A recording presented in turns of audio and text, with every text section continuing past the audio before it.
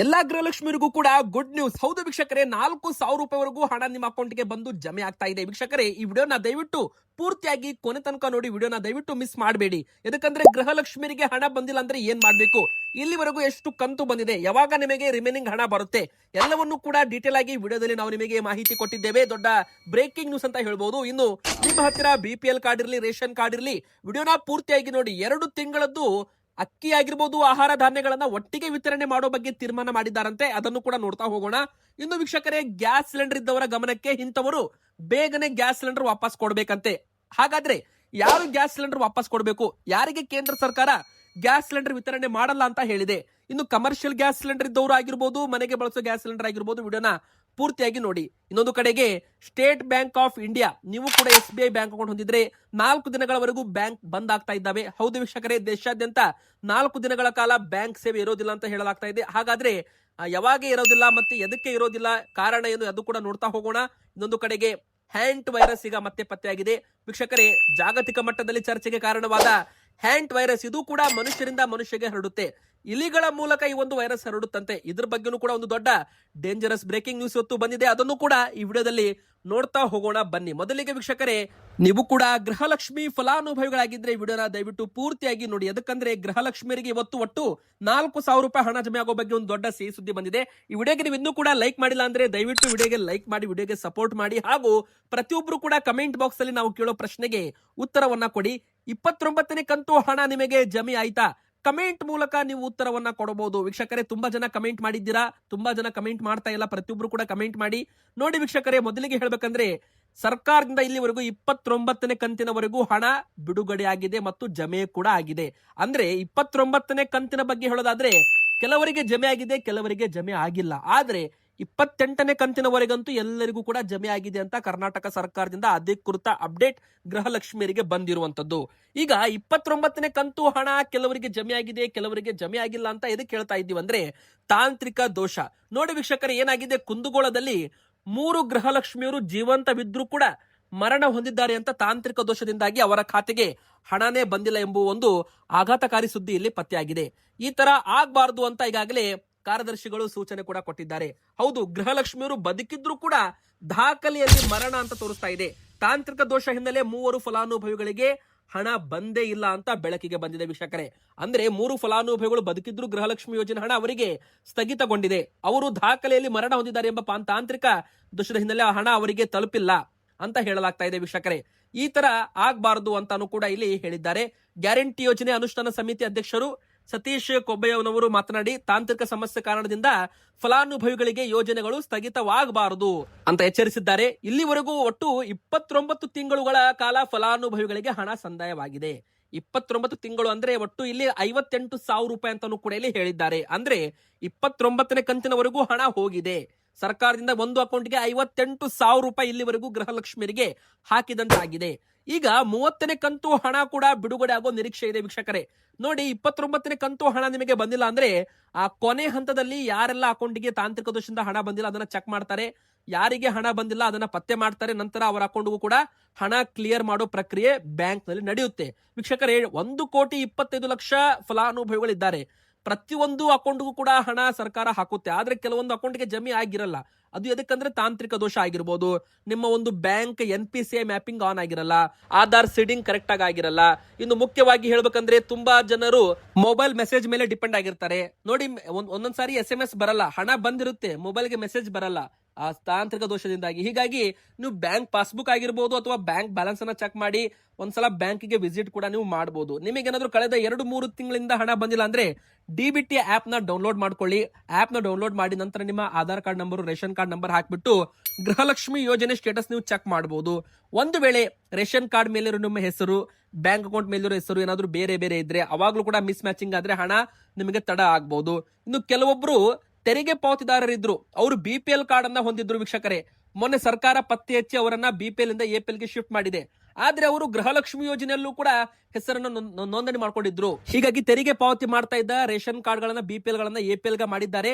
ಇನ್ನು ತೆರಿಗೆ ಪಾವತಿ ಮಾಡ್ತಾ ಇದ್ದ ಗೃಹಲಕ್ಷ್ಮಿಯರು ಕೂಡ ಇನ್ ಮುಂದೆ ಸರ್ಕಾರ ಹಣ ಹಾಕೋದಿಲ್ಲ ಅಂತ ಹೇಳಿದೆ. ಇದು ಕೂಡ ನಿಮಗೆ ಗೊತ್ತಿರಲಿ. ಈಗ 29ನೇ ಕಂತಿನವರೆಗೂ ಹಣ ಕ್ಲಿಯರ್ ಮಾಡಲಾಗ್ತಾ ಇದೆ. ಹಣ ಬಂದಿಲ್ಲ ಅಂದ್ರೆ ಇನ್ನು 1 ವಾರದಲ್ಲಿ ನಿಮ್ಮ ಅಕೌಂಟ್ಗೆ ಹಣ ಬರುತ್ತೆ ವೀಕ್ಷಕರೇ. ಸ್ವಲ್ಪ 1 ವಾರ ನೀವು ಕಾಯಿರಿ, ಕೊನೆ ಹಂತದಲ್ಲಿ ಹಣ ಟ್ರಾನ್ಸ್ಫರ್ ಮಾಡಲಾಗುತ್ತೆ.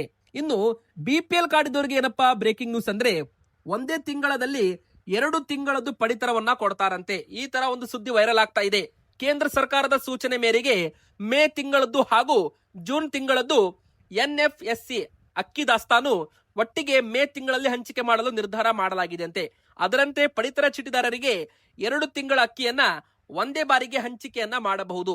ಅಂತ್ಯೋದಯ ಕಾರ್ಡು ಹೊಂದಿದ ಪ್ರತಿ ಪಡಿತರ ಚೀಟಿಗಳಿಗೆ 1 ತಿಂಗಳಿಗೆ 35 kg ಅಕ್ಕಿಯನ್ನ ಕೊಡ್ತಾ ಇದ್ರು. ಆದ್ರೆ ಈ ಬಾರಿ 2 ಬಾರಿ ಬೆರಳಚ್ಚು ಒತ್ತಿಸಿಕೊಂಡು 70 kg ಅಕ್ಕಿ ಹಾಗೂ BPL ಕಾರ್ಡ್ ಹೊಂದಿದ್ದ ಪ್ರತಿ ಸದಸ್ಯರಿಗೆ 5 kg ಬದಲಾಗಿ ಒಟ್ಟು 10 kg ಅಂತೆ 2 ತಿಂಗಳದ್ದು ಅಕ್ಕಿಯನ್ನ ವಿತರಣೆ ಮಾಡ್ತೀವಿ ಅಂತ ಹೇಳ್ತಾ ಇದ್ದಾರೆ.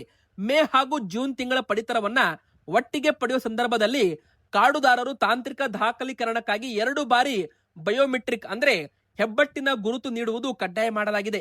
2 ಬಾರಿ ಬೆರಳು ಮುದ್ರೆ ನೀಡಿದ ನಂತರವಷ್ಟೇ ನಿಮಗೆ 2 ತಿಂಗಳದ್ದು ಪೂರ್ಣ ಪ್ರಮಾಣದ ಧಾನ್ಯ ಲಭ್ಯವಾಗಲಿದೆ. ಪಡಿತರ ಚೀಟಿದಾರರು ಮೇ ಮಾಹೆಯಲ್ಲಿ 2 ತಿಂಗಳ ಅಕ್ಕಿಯನ್ನ ಪಡೆದುಕೊಳ್ಳಬಹುದು ಅಂತ ಹೇಳಲಾಗಿದೆ ವೀಕ್ಷಕರೇ.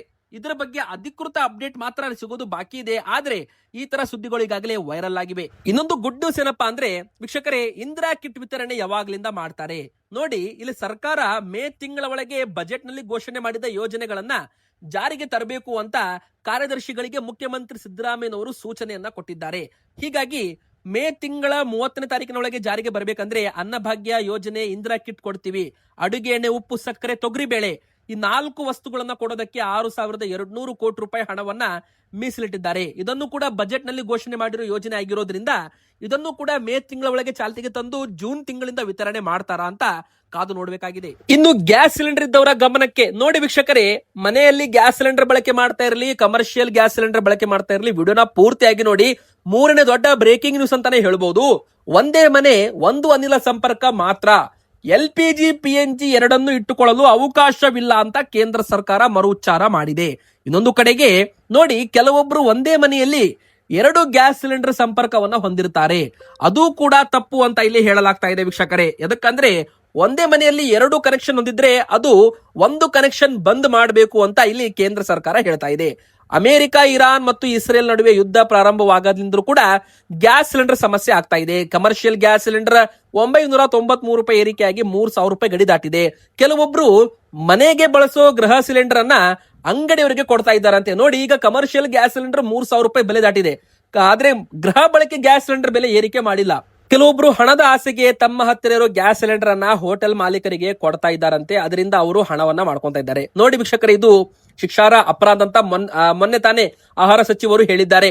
ಗೃಹ ಬಳಕೆ ಗ್ಯಾಸ್ ಸಿಲಿಂಡರ್ ಕಮರ್ಷಿಯಲ್ ವಾಣಿಜ್ಯಕ್ಕೆ ಬಳಕೆ ಮಾಡುವಂತೆ ಇಲ್ಲ ಅಂತ ಮೊನ್ನೆ ಆಹಾರ ಸಚಿವರು KH ಮುನಿಯಪ್ಪ ಸರ್ ಅವರು ಮೊದಲೇ ಒಂದು ಹೇಳಿಕೆಯನ್ನು ಕೊಟ್ಟಿದ್ದಾರೆ. ಈ ತರ ಯಾರಾದ್ರೂ ಮಾಡಿದ್ರೆ ಅದು ಶಿಕ್ಷಾರ್ಹ ಅಪರಾಧ ಅಂತಾನು ಕೂಡ ಹೇಳಲಾಗಿದೆ, ಹುಷಾರಾಗಿರಿ. ಇನ್ನು ಎರಡನೇದಾಗಿ, ಕಮರ್ಷಿಯಲ್ ಗ್ಯಾಸ್ ಸಿಲಿಂಡರ್ ಬಳಕೆ ಮಾಡೋರು ಗ್ಯಾಸ್ ಚಾರ್ಜ್ ಅಂತ ಎಕ್ಸ್ಟ್ರಾ ಚಾರ್ಜ್ ಹಾಕುವಂತಿಲ್ಲ ಜನರಿಗೆ ಅಂತಾನು ಕೂಡ ಒಂದು ಹೇಳಿಕೆಯನ್ನು ಕೊಟ್ಟಿದ್ದಾರೆ. ಆದ್ರೆ ಈ ಬಾರಿ ಬೆಲೆ ತುಂಬಾನೇ ಏರಿಕೆ ಆಗಿರೋದ್ರಿಂದ ಊಟ, ತಿಂಡಿ, ಚಾ, ಕಾಫಿ ಬೆಲೆ ಕೂಡ ಏರಿಕೆ ಮಾಡಲಾಗಿದೆ. ಇನ್ನು ನಿಮ್ಮ ಮನೆ ಹತ್ರ PNG ಕನೆಕ್ಷನ್ ಇದ್ರೆ, ಪೈಪ್ ಲೈನ್ ಗ್ಯಾಸ್ ಕನೆಕ್ಷನ್ ಇದ್ರೆ ನೀವು ಫಿಸಿಕಲ್ ಗ್ಯಾಸ್ ಸಿಲಿಂಡರ್ ಹೊಂದುವಂತಿಲ್ಲ ಅಂತಾನು ಕೂಡ LPG ಗ್ಯಾಸ್ ಹೊಂದುವಂತಿಲ್ಲ ಅಂತ ಕೇಂದ್ರ ಸರ್ಕಾರ ಹೇಳಿದೆ. ಇನ್ನು ಈ KYC ಮಾಡಿಸಿಲ್ಲ ಅಂದ್ರೆ ಅಂತವರಿಗೆ ಗ್ಯಾಸ್ ಸಿಲಿಂಡರ್ ವಿತರಣೆ ಮುಂದಿನ ತಿಂಗಳಿನಿಂದ ಜೂನ್ ತಿಂಗಳಿನಿಂದ ಇರೋದಿಲ್ಲ.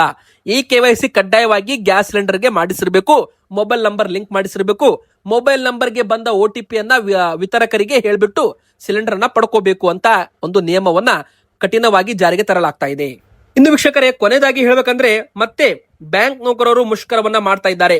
ಸ್ಪೆಷಲಿ SBI ನೌಕರರ ದೇಶವ್ಯಾಪಿ ಮುಷ್ಕರಕ್ಕೆ ಕರೆಯನ್ನ ಕೊಡಲಾಗಿದೆ. ಅಂದ್ರೆ ಮೇ 25ರಿಂದ 2 ದಿನದವರೆಗೂ ಬ್ಯಾಂಕ್ಗಳು ಬಂದ್ ಆಗ್ತಾ ಇದ್ದಾವೆ. ಸ್ಪೆಷಲಿ SBI ಬ್ಯಾಂಕ್ಗಳು ಪೂರ್ತಿ ಪ್ರಮಾಣದಲ್ಲಿ 2 ದಿನ ಕೆಲಸ ಮಾಡೋದಿಲ್ಲ. ಎದಕ್ಕಂದ್ರೆ 16 ಬೇಡಿಕೆಗಳನ್ನ ಇಟ್ಟಿದ್ದಾರೆ. 16 ಬೇಡಿಕೆಗಳನ್ನ ಈಡೇರಿಸಬೇಕು ಅಂತ ಭಾರತೀಯ ಸ್ಟೇಟ್ ಬ್ಯಾಂಕ್ ನೌಕರರು ಅಂದ್ರೆ SBI ನೌಕರರು ಮೇ 25-26ರಂದು ಮುಷ್ಕರಕ್ಕೆ ಕರೆ ಕೊಟ್ಟಿದ್ದಾರೆ. ಇನ್ನು ಮೇ 23-24ನೇ ತಾರೀಕು ಶನಿವಾರ, ಭಾನುವಾರ ಇರೋದ್ರಿಂದ, ಇನ್ನು 25-26 ಸೋಮವಾರ, ಮಂಗಳವಾರ ಇರೋದ್ರಿಂದ 4 ದಿನಗಳವರೆಗೂ ಬ್ಯಾಂಕ್ ಸೇವೆ ವೃತ್ತಿಯವಾಗಲಿದೆ ಅಂತೆ. ಹೀಗಾಗಿ ನೀವು ಕೂಡ SBI ಬ್ಯಾಂಕ್ ಅಕೌಂಟ್ ಹೊಂದಿದ್ರೆ 23 ಅಥವಾ 22ನೇ ತಾರೀಕಿನ ಒಳಗೆ ನಿಮ್ಮ ಬ್ಯಾಂಕ್ ನಲ್ಲಿ ಹಣ ಏನಾದ್ರೂ ಕಳಿಸೋದಿದ್ರೆ ಅಥವಾ ನೀವೇನಾದ್ರೂ ಚೆಕ್ ಏನಾದ್ರೂ ಒಂದು ಡೆಪಾಸಿಟ್ ಮಾಡೋದಿದ್ರೆ 22ನೇ ತಾರೀಕಿನ ಒಳಗೆ ಮುಗಿಸಿಕೊಳ್ಳಿ. 22ನೇ ತಾರೀಕಿನಿಂದ 23, 24, 25, 26 ಈ ಮೇ ತಿಂಗಳಲ್ಲಿ 4 ದಿನದವರೆಗೂ SBI ಬ್ಯಾಂಕು ಬಂದಿರುತ್ತೆ ಅಂತ ಹೇಳಬಹುದು. ಇನ್ನು ಹ್ಯಾಂಟ್ ವೈರಸ್ ಕೂಡ ಪತ್ತೆಯಾಗಿದೆ ವೀಕ್ಷಕರೇ. ಇದು ವಿಶ್ವದಲ್ಲೇ ಮತ್ತೊಂದು ಗಾಬರಿ ಆಗುವಂತ ಮಾಹಿತಿ. ಜಗತ್ತಿಗೆ ಕಾಲಿಟ್ಟಿದೆಯಂತೆ ಮತ್ತೊಂದು ಮಹಾಮಾರಿ ವೈರಸ್ಸು. ಇದಕ್ಕೆ ಹ್ಯಾಂಟ್ ವೈರಸ್ ಅಂತ ಕರೀತಾರೆ, ಕೆಲವೊಬ್ರು ಹಂಟಾ ವೈರಸ್ ಅಂತ ಕರೀತಾ ಇದ್ದಾರೆ ವೀಕ್ಷಕರೇ. ಎದಕ್ಕಂದ್ರೆ ಇದು ನಮ್ಮ ಭಾರತದಲ್ಲಿ ಪತ್ತೆಯಾಗಿಲ್ಲ, ಇದು ಒಂದು ಕ್ರೂಸ್ ಶಿಪ್ ನಲ್ಲಿ ಪತ್ತೆಯಾಗಿದೆ. 3 ಜನರು ಇದಕ್ಕೆ ಸಾವನ್ನಪ್ಪಿದ್ದಾರೆ ಅಂತಾನೂ ಕೂಡ ಒಂದು ದೊಡ್ಡ ಬ್ರೇಕಿಂಗ್ ನ್ಯೂಸ್ ಸದ್ಯಕ್ಕೆ ಸಿಕ್ಕಿರುವಂತದ್ದು. ಹೌದು ವೀಕ್ಷಕರೇ, ಇದು ವಿಶ್ವಾದ್ಯಂತ ಸಂಚಲನ ಮೂಡಿಸಿದೆ. ಡಚ್ ನ ಒಂದು ಕ್ರೂಸ್ ಶಿಪ್ ಒಂದರಲ್ಲಿ ಪ್ರಯಾಣ ಮಾಡ್ತಾ ಇದ್ರಲ್ಲ, 3 ಜನ ಈ ವೈರಸ್ಗೆ ದಿಢೀರಂತ ಸಾವನ್ನಪ್ಪಿದ್ದಾರಂತೆ. ಜಗತ್ತಿಗೆ ಮತ್ತೊಂದು ಗಂಡಾಂತರ ಎದುರಾಗಿದೆ ಅಂತ ಒಂದು ಆತಂಕ ಕೂಡ ಶುರುವಾಗಿದೆ. ಏನಪ್ಪಾ ಇದು ಹಂತಾ ವೈರಸ್ ಅಂತ ನೀವು ಕೇಳೋದಾದ್ರೆ ವೀಕ್ಷಕರೇ, ಇದು ಒಂದು ಇಲಿಗಳಿಂದ ಮತ್ತು ಹೆಗ್ಗಣಗಳ ಮೂಲಕ ಹರಡುವ ಒಂದು ವೈರಸ್ ಆಗಿದೆ. ಅಂದ್ರೆ ಸೋಂಕಿತ ಇಲಿಗಳ ಮೂತ್ರ ಆಗಿರಬಹುದು, ಲಾಲಾರಸ ಅಥವಾ ಮಲದೊಂದಿಗೆ ಮನುಷ್ಯರ ನೇರ ಸಂಪರ್ಕಕ್ಕೆ ಬಂದಾಗ ಈ ಸೋಂಕು ತಲುಗುತ್ತೆ. ನಂತರ ಈ ವೈರಸ್ ನೇರವಾಗಿ ಮನುಷ್ಯನ ಶ್ವಾಸಕೋಶ ಮತ್ತು ಹೃದಯದ ಮೇಲೆ ಪರಿಣಾಮ ಬೀರೋದ್ರಿಂದ ಇದನ್ನ ಅಪಾಯಕಾರಿ ಅಂತ ಪರಿಗಣಿಸಲಾಗಿದೆ. ಸದ್ಯಕ್ಕೆ ದಕ್ಷಿಣ ಅಮೆರಿಕದಲ್ಲಿ ಕಂಡುಬರೋ ಅಂಡಿಸ್ ವೈರಸ್ ಎಂಬ ಹಂತ ವೈರಸ್ ತಳಿ ಇದು ಮನುಷ್ಯನಿಂದ ಮನುಷ್ಯಕ್ಕೆ ಹರಡಬಲ್ಲದು ಅಂತ ತಜ್ಞರು ಆತಂಕಕ್ಕೆ ಒಳಗಾಗಿದ್ದಾರೆ. ವೀಕ್ಷಕರೇ, ಈ ವೈರಸ್ ದೇಹನ ಪ್ರವೇಶಿಸಿದ 1 ರಿಂದ 8 ವಾರಗಳ ನಂತರ ತುಂಬಾನೇ ದೊಡ್ಡ ದೊಡ್ಡ ಲಕ್ಷಣಗಳು ಗೋಚರವಾಗುತ್ತೆ ಅಂತ ಹೇಳ್ಬಹುದು. ಇದು ಸಾಮಾನ್ಯ ಜ್ವರದಂತೆ ಕಂಡ್ರು ಕೂಡ ತುಂಬಾ ತೀವ್ರ ಸ್ವರೂಪ ಪಡ್ಕೋಬಹುದು. ಅಂದ್ರೆ ಜ್ವರ, ತಲೆನೋವು, ತೊಡೆ ಮತ್ತು ಬೆನ್ನು ಭಾಗದಲ್ಲಿ ಸ್ನಾಯು ನೋವು, ವಾಕರಿಕೆ, ವಾಂತಿ ಮತ್ತು ಹೊಟ್ಟೆ ನೋವು, ರೋಗ ಉಲ್ಬಣಗೊಂಡ್ರೆ ಉಸಿರಾಟದ ತೊಂದರೆ, ಈ ತರ ಇದು ಆಗಲಿದೆ. ಸದ್ಯಕ್ಕೆ ಭಾರತಕ್ಕೆ ಯಾವುದು ಕೂಡ ಅಪಾಯವಿಲ್ಲ, ಭಾರತದಲ್ಲಿ ಈ ವೈರಸ್ ಪತ್ತೆ ಆಗಿಲ್ಲ ಅಂತ ಸಮಾಧಾನಕರ ಸುದ್ದಿ ಕೂಡ ಬಂದಿದೆ. ಇವತ್ತಿಗೆ ಇಷ್ಟ ಆಗಿತ್ತು. ವಿಡಿಯೋ ಲೈಕ್ ಮಾಡಿ, ಚಾನಲ್ಗೆ ಸಬ್ಸ್ಕ್ರೈಬ್ ಆಗಿ.